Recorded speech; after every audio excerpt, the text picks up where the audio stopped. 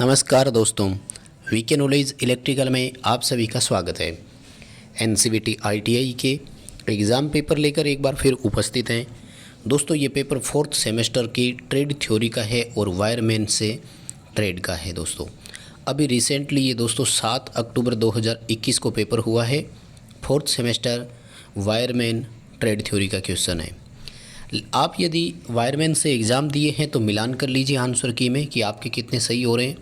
और आप यदि कंपटीशन एग्ज़ाम की तैयारी कर रहे हैं तो दोस्तों इसमें वायरमैन ट्रेड से संबंधित 50 क्वेश्चन है जो कि इलेक्ट्रिशियन के लिए भी सेम होते हैं। इसलिए इस सभी कंप्लीट वीडियो के 50 क्वेश्चन आप लास्ट तक ज़रूर देखना, क्योंकि सभी क्वेश्चन इम्पोर्टेंट है और आपको बहुत कुछ नया सीखने को भी मिलेगा। सभी क्वेश्चन को हम पूरी तरह से एक्सप्लेन करेंगे, कारण सहित आपको उत्तर बताएंगे। आपके लिए काफ़ी हेल्पफुल रहने वाला है। कंप्लीट वीडियो को लास्ट तक ज़रूर तक देखना। हमारे चैनल पर दोस्तों आप नए हैं तो इस यूट्यूब चैनल को सब्सक्राइब ज़रूर करें। नोटिफिकेशन बेल आइकन को प्रेस करें। डिस्क्रिप्शन में आपको लिंक दिया हुआ है हमारे एंड्रॉयड ऐप को, यदि आपने डाउनलोड नहीं किया अभी तक तो कर लीजिए। साथियों क्वेश्चन इजी भी है तो थोड़ा जल्दी करवाएंगे। जिन क्वेश्चन को डिटेल से समझाने की ज़रूरत है उन पर मैं आपके साथ पूरी चर्चा भी करूंगा। ट्रांसफार्मर का सिद्धांत पूछा है, म्यूचुअल इंडक्शन करेंगे। दोस्तों जब स्पष्टता ऑटो ट्रांसफार्मर शब्द नहीं लिखा हुआ हो तो सेल्फ इंडक्शन की तरफ नहीं जाने, ध्यान रखना। फॉल ऑफ पोटेंशियल जो होता है ये अर्थ टेस्टर का कार्य सिद्धांत है, ना कि ट्रांसफार्मर का। आपका बी उत्तर यहाँ सही रहेगा। फ्रेश सिलिका जेल का कलर पूछा है। नई सिलिका जेल जो होती है वो ब्लू कलर की होती है और नमी सोखने के बाद जो है वो लाइट पिंक या वाइट कलर की हो जाती है। तो ये ग्रे पर टिक इनका गलत लगा हुआ है। ट्रांसफार्मर में कौन सा भाग प्रोटेक्टिव इक्विपमेंट के रूप में काम करता है? देखो दोस्तों वैसे तो कंजर्वेटर ये और टेम्परेचर गेज, बुकोल्ज रिले, ये तीनों प्रोटेक्टिव डिवाइस की तरह काम करती है, क्योंकि ये टेम्परेचर को ज़्यादा नहीं बढ़ने देती, अलार्म बजा देती है, वो प्रोटेक्शन हो गया। कंजर्वेटर टैंक जो है वो ऑयल के एक्सप्लोजन और उससे बचाव करता है। लेकिन अब ऑल अबव का ऑप्शन नहीं है। जब इस तरह की परिस्थितियाँ आ जाए तो फिर दी बेटर ऑप्शन बुकोल्ज रिले है, क्योंकि इसमें रिले शब्द आ गया एंड ये हमें इंटरनल एक्सटर्नल दोनों फॉल्ट से भी प्रोटेक्शन देता है। सो दैट प्रोटेक्शन डिवाइस या प्रोटेक्शन इक्विपमेंट जब शब्द करेंगे तो रिले शब्द आ गया ना, डी उत्तर होगा। इसमें भी ए पर बिल्कुल गलत टिक लगा हुआ है, इस ऑप्शन की तरफ मत जाना। आगे दोस्तों सवाल पूछा है कि आपको प्रश्न में दिए गए चित्र में ट्रांसफार्मर का नाम क्या है? दोस्तों ये 3 कोर आपको दिखाई दे रही है, ठीक है ना, और ये तीनों लगी हुई है। तो ये वास्तव में एयर कोर प्रकार का ट्रांसफार्मर है, ठीक है ना। ये जो आपको वाइंडिंग दिखाई गई है तो हमारा यहाँ पर डी उत्तर सही होगा, ठीक है। एयर कोर प्रकार का ट्रांसफार्मर है, इसका बिल्कुल सही आंसर है। ये ऑफिशियल आंसर की से हमने मिलान करवाया हुआ है। आगे दोस्तों क्वेश्चन पूछा ट्रांसफॉर्मेशन रेशो की निम्न में से कौन सा सही है ट्रांसमिशन रेशियो के बारे में? देखो रेशियो जो है वो वोल्टेज और टर्न में ऊपर 2 आता है, करंट में ऊपर 1 आता है। ई उत्तर बिल्कुल सही है, बी उत्तर पर गलत निशान लगाया हुआ है, ठीक है ना। तो ईएमएफ की जगह वोल्टेज भी लिख सकता है, वो कोई दिक्कत नहीं है। V2/V1, N2/N1 और I1/I2 ये जो है इसका रेशियो रहता है। ऑटो ट्रांसफार्मर के काम करने का सिद्धांत पूछा है तो ऑटो ट्रांसफार्मर सेल्फ इंडक्शन के सिद्धांत पर काम करता है। इसमें भी डी पर गलत टिक लगा हुआ है। ये जिसकी आंसर की है वो मिलान कर लेना, आपके कितने सही हो रहे हैं। कंपटीशन एग्ज़ाम के लिए काफ़ी अच्छे क्वेश्चन है दोस्तों। ये ट्रांसफार्मर में किस प्रकार का टेस्ट किया जा रहा है? दोस्तों इस टेस्ट का नाम है क्रेकल टेस्ट, ठीक है ना। जो ट्रांसफार्मर में ये देखता है कि ऑयल जो है उसमें मॉइस्चर वगैरह की जो मात्रा है वो कितनी है। एसिडिटी टेस्ट जो है वो अलग होता है, इसको क्रेकल टेस्ट बोलते हैं, ठीक है ना। इसका बिल्कुल सी ऑप्शन सही रहेगा। यहाँ भी ए उत्तर पर बिल्कुल गलत टिक लगाया हुआ है। और ट्रांसफार्मर की रेटिंग पूछी है तो केवीए में होती है, ये तो सभी जानते हैं। आईटीआई वाले बच्चे थोड़े से नए होते हैं इसलिए वो नहीं कर पाते हैं, बाकी ये क्वेश्चन बहुत ईजी है। कौन सी वेरिएबल लॉस है? वेरिएबल यानी परिवर्तित हानि। तो परिवर्तित हानि जो है वो कॉपर लॉस होता है, भार के साथ बदलता रहता है ना, लोड के आधार पर ये चेंज होती रहती है। और आगे सवाल पूछा कि कन्वेंशनल पावर जनरेशन कौन सी है? कन्वेंशनल को हिंदी में परंपरागत बोलते हैं। परंपरागत में आता है जैसे थर्मल यानी कोयला, न्यूक्लियर, ये प्राकृतिक गैस और डीजल जो है ये इस तरह के आते हैं। सोलर, विंड और बायोगैस जो है ये नॉन कन्वेंशनल में आते हैं।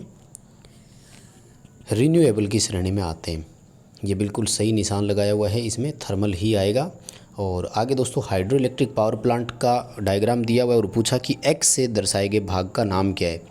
मैं आपको सारे ही बता देता हूँ। ये दोस्तों डैम होता है, ये प्रेशर टनल कहलाती है, ये सर्ज टैंक है, ये वाल्व हाउस है, ये हमारा पेन स्टॉक है, और उसके बाद में टरबाइन और टेल रेस हेड रेस आ जाता है। ठीक है, तो इसका जो हमारा उत्तर है वो बी आएगा। ये बिल्कुल सही टिक लगाया हुआ है, वाल्व हाउस है। ठीक है, पेन स्टॉक के बारे में सबसे ज़्यादा आता है, तो यहाँ पेन स्टॉक है और ये सर्ज टैंक का ध्यान रखना। ठीक है, न्यूक्लियर पावर प्लांट में PWR का क्या मतलब है? अभी रिसेंटली दोस्तों मैंने करवाया था।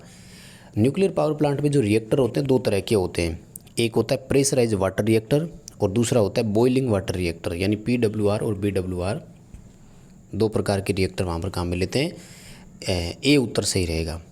यहाँ पर भी सी पर बिल्कुल गलत टिक लगा हुआ है। और गौण वितरण की वोल्टेज क्या है? गौण को इंग्लिश में सेकेंडरी बोलते हैं। सेकेंडरी डिस्ट्रीब्यूशन वोल्टेज पूछिए तो सेकेंडरी डिस्ट्रीब्यूशन वोल्टेज 415 वोल्ट आएगी और प्राइमरी डिस्ट्रीब्यूशन जो है वो 11 किलो वोल्ट हो जाएगी। 33 kV और 66 kV जो दोनों है ये ट्रांसमिशन है, वितरण की वोल्टेज नहीं है। ठीक है, ये संचरण में आएगी 66 kV और 33 वाली।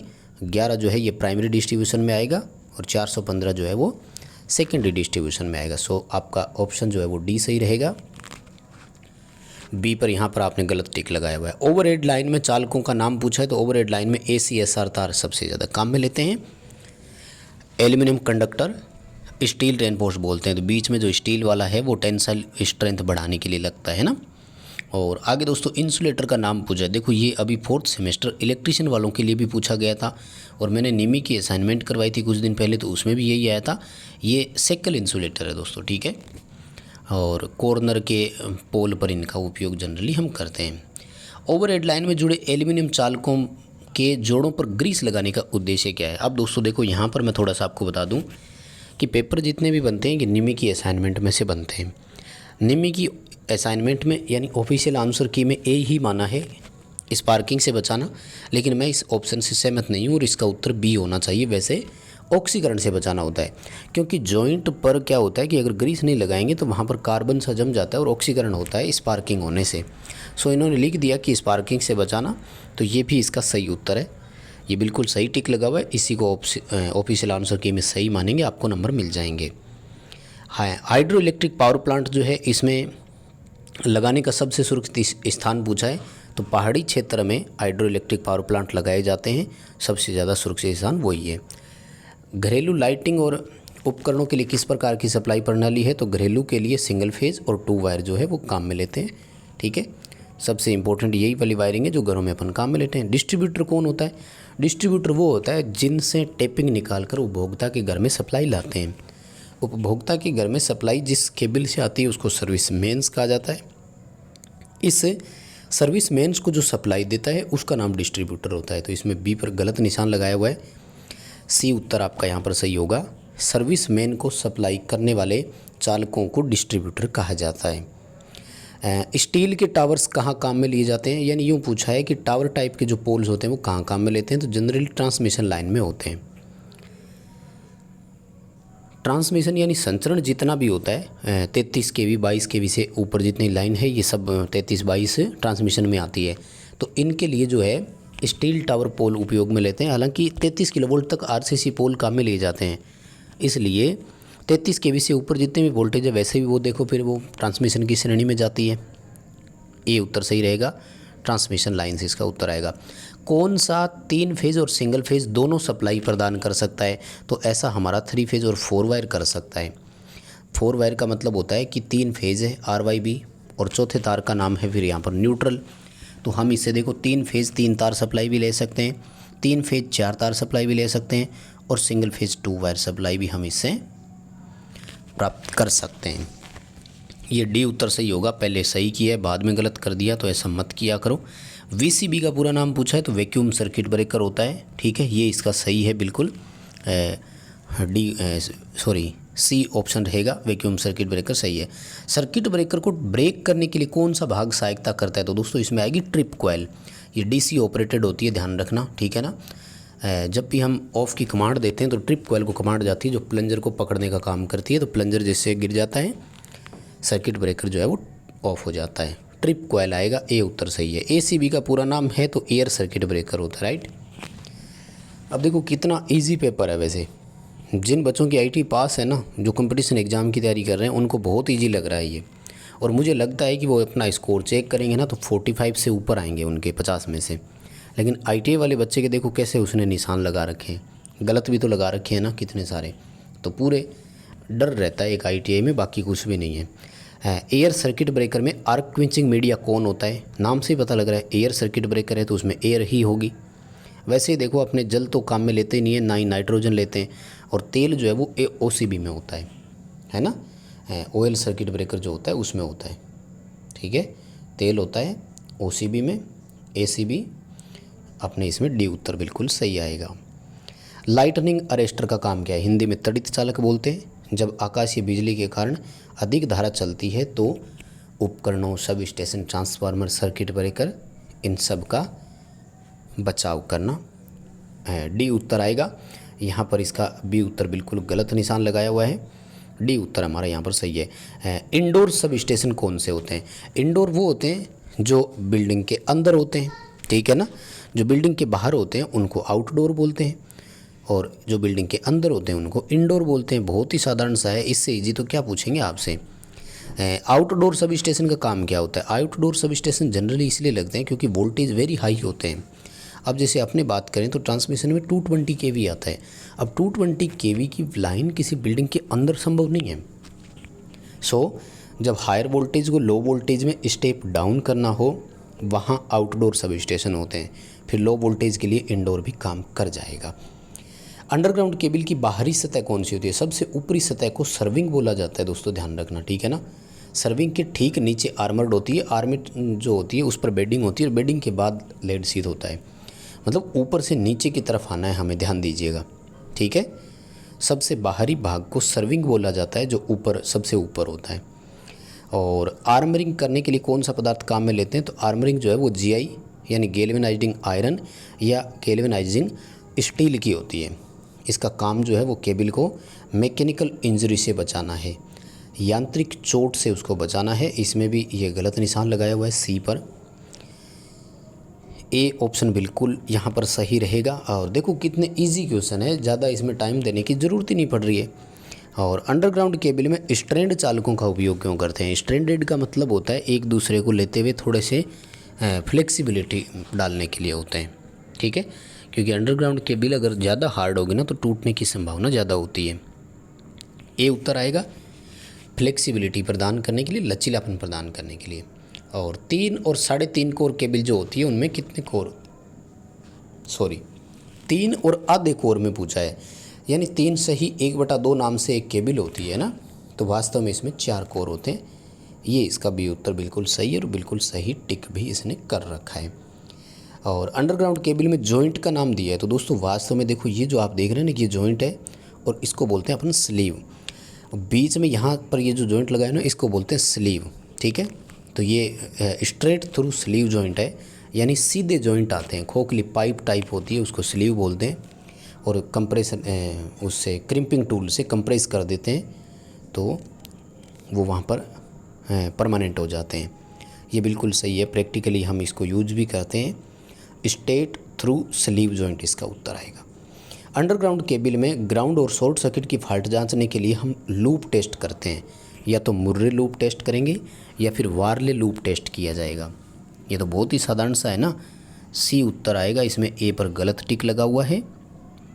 सिंक्रोनाइजिंग के बाद 2 अल्टरनेटर किस आधार पर लोड को बांटते हैं? वो अपनी केवीए रेटिंग के आधार पर बांटते हैं दोस्तों, ठीक है ना। सी उत्तर आएगा। अपनी अपनी केवीए रेटिंग के अनुसार वो अपने अपने पावर फैक्टर के अनुसार लोड की शेयरिंग कर लेते हैं। यहाँ पर सी उत्तर सही आएगा। और आपको चित्र में दिखाए गए स्विच का नाम क्या है? देखो यहाँ पर स्विच दिखाया है दोस्तों। अब इसने क्या थोड़ा सा डायग्राम सही नहीं शो हो रहा, मैं आपको बता दूँ। यहाँ पर वोल्टेज लिखा हुआ है L1, L2, L3 लिखा हुआ है और यहाँ पर लिखा हुआ है V1 और V2 और ये है वोल्ट मीटर। तो ये एक अल्टरनेटर की जनरली तीनों फेजों की वोल्टेज नापने के लिए होता है, ठीक है ना। ये वोल्ट मीटर लगा हुआ है और ये वोल्ट मीटर सेलेक्टर स्विच है। हम इसे RYB सेलेक्ट करके तीनों फेजों का पता कर लेते हैं, तो कोई भी फेज एब्सेंट होता है तो पता लग जाता है ऐसे ही एम्पीयर मीटर भी होता है, तीनों फेजों की धारा नाप देता है। एमीटर सेलेक्टर स्विच आता है एक, ठीक है। इसमें डी उत्तर बिल्कुल सही है। पैनल बोर्ड में हाई करंट नापने के लिए एमीटर के साथ किसका उपयोग करेंगे? तो सीटी लगेगी हाई करंट के लिए, तो करंट ट्रांसफार्मर आएगा, ठीक है ना। और पावर ट्रांसफार्मर तो वैसे ही नहीं होता, पीटी हाई वोल्टेज नापने के लिए, और कंट्रोल ट्रांसफार्मर जो है वो ऑक्सिलरी सर्किट को सप्लाई देने के लिए होता है, ठीक है। और किसी मशीन के भाग या वस्तु की क्रिया के कोण और उसकी दूरी कंट्रोल करने के लिए जो लगता है उसको लिमिट स्विच बोलते हैं, ठीक है। जैसे अपने प्लांट में वाल्व को ओपन और क्लोज करते हैं तो एक निर्धारित लिमिट के बाद वो अपने आप मोटर ऑफ हो जाती है, वो लिमिट बोलते हैं उसको, लिमिट कट गई बोले। और ये जो हमें दिखाया गया है ये ब्रिज रेक्टिफायर है भाई, आकृति से आपको ध्यान रखना होगा। 4 डायोड जो है उनको ब्रिज रेक्टिफायर की आकृति में जोड़ा हुआ है, सीधा सप्लाई के साथ इसको कनेक्शन ही करना होता है। और आगे पूछ रहा है कि जो आपको नायलॉन टाई दिखाई, ये केबलें बांधने के काम आती है एक्चुअल में क्या। अब देसी भाषा बोल रहा हूँ मैं, जो राजस्थान से है या जिनको लोकल भाषा समझ में आती है, इसको गुंडी बोलते हैं दोस्तों, ठीक है। क्योंकि जब केबलें यूँ जा रही है ना तो टाई जो है ना वो केबल के नीचे से आकर के ऊपर यूँ इसमें गुंडी में डाल दी जाती है, गांठ टाइप में लग जाती है। इंग्लिश में इसको डी उत्तर सही है, पोल बोलते हैं, PAWL पोल। कंट्रोल पैनल की हमें समय समय पर देखभाल क्यों करते रहना चाहिए? इससे हमें कोई भी किसी भी प्रकार का फॉल्ट आता है तो उसका पहले ही पता लग जाता है, तो मशीन और ऑपरेटर दोनों की जो प्रोटेक्शन है वो इंश्योर हो जाती है, सुरक्षा सुनिश्चित हो जाती है। और NE का पूरा नाम पूछा है, नेशनल इलेक्ट्रिसिटी कोड होता है, C आएगा, B गलत निशान है इस पर भी। हाँ ये दोस्तों 43 नंबर क्वेश्चन बहुत इंपॉर्टेंट, देखो अभी रिसेंटली DFCCL एग्ज़ाम में भी पूछा और किसी भी कंपटीशन एग्ज़ाम में ये आ सकता है, बहुत इंपॉर्टेंट क्वेश्चन है। मिनिमम एक्चुअल लोड और इंस्टॉल लोड का अनुपात क्या कहलाता है? डाइवर्सिटी फैक्टर बोलते हैं इसको। हिंदी में विविधता गुणांक, इंग्लिश में डाइवर्सिटी फैक्टर के नाम से जानते हैं, डी उत्तर सही आएगा। आगे तो बहुत छोटे छोटे हैं, मैं सीधे ही करा रहा हूँ। घरेलू वायरिंग में लाइट एंड फैन के लिए उपभोग बिंदु कितने हो सकते हैं? तो 10 उपभोग बिंदु होते हैं। और लाइट एंड फैन में अधिकतम लोड कितना है? तो 800 वाट का भार हो सकता है। और ये कह रहा है कि फ्लेक्सिबल कॉर्ड का उपयोग हम कहाँ करेंगे? पेंडेंट लैंप में करेंगे, क्योंकि जहाँ पर वो तार लटकती रहती है तो कॉर्ड ग्रिप का उपयोग करेंगे जिससे उस पर खिंचाव नहीं आएगा। और 16 एम्पियर से अधिक रेटिंग का कोई भी उपकरण है तो फिर उसके लिए 32 एम्पियर का DP लगाएंगे। भी 16 एम्पियर से ज़्यादा का चला गया तो फिर 16 एम्पियर और DP लगाएंगे ताकि फेज न्यूट्रल दोनों डिस्कनेक्ट हो जाए। गहरा बोरवेल है, उससे पानी निकालना है, सबमर्सिबल पंप उपयोग मिलेंगे क्योंकि वो पानी में डूबते हुए काम करता है। और पावर परिपथ के लिए कॉपर साइज़ 2.5 mm² का होना चाहिए। लाइटिंग परिपथ के लिए अगर बात करें तो फिर 1.5 mm² का होना चाहिए। मेन की असफलता के दौरान यानी मेन सप्लाई ट्रिप हो गई तो हमारा स्टैंड बाई जनरेटर है उसको किसके साथ जोड़ना चाहिए? उसको केवल फायर के लिफ्ट और पानी पंप के साथ जोड़ना चाहिए ताकि इमरजेंसी में पानी सप्लाई होता रहे और फायर लिफ्ट और फायर अलार्म ये सब चीज़ें चलती रही, है ना। भी हमें खुद ही पता लग रहा है, देखो गार्डन की लाइट, पार्क की लाइट की इमरजेंसी में क्या ज़रूरत होती है, ठीक है। C उत्तर इसका सही आएगा। तो बस दोस्तों यही थे 50 क्वेश्चन और देखो मैंने 20 मिनट में आपको करवा दिए, 20 क्या 18 मिनट ही लगी है। उम्मीद करता हूँ कि आपको ये 50 क्वेश्चन एक बार रिवाइज हो गए होंगे। और दोस्तों लाइक ज़रूर कर देना प्लीज़ यार, चैनल पर नई हो तो सब्सक्राइब कर लो और अपने दोस्तों को सेंड कर दो ताकि वो अपनी आंसर की मिलान कर लेवे। जिन्होंने भी दिया है ना पेपर उन तक ये वीडियो ज़रूर पहुंचा दो।